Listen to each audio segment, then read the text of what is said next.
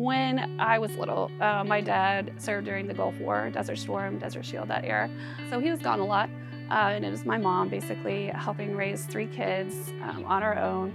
And I saw how difficult it was, and I remember that she was just this total rock star. She didn't just advocate for our family, she would participate in the veterans events on our base that we lived on. And she just took that gauntlet and ran with it. And that really inspired me to want to help not only military families and our service members, but any veteran community. So during service, there's basically 360 degrees of support for a service member and their families. Once you leave that service, you feel lost and disconnected. Coming to an entirely new setting, not knowing any resources or anybody, it can be jarring. I got my undergrad degree at SEMO, and it really put me in a position that I could secure a job after I graduated.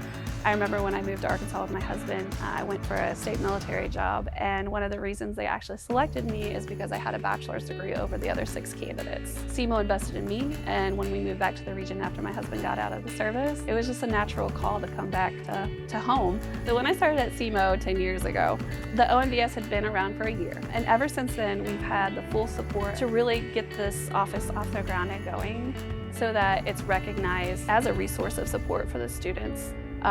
Because when I came to school, sometimes it was hard to understand those benefits that I got from my dad. And so I wanted to make sure that no other student went through that. And I wanted to be transparent and let them know that there are resources. Sometimes when we're going our journeys, it feels like we're going alone. But we are that community. We're that network of support here. And I always want this office and my position to be that for those students who feel isolated, feel alone, feel lost. I don't want them to go through that alone. And so that's really why I advocate for that population here.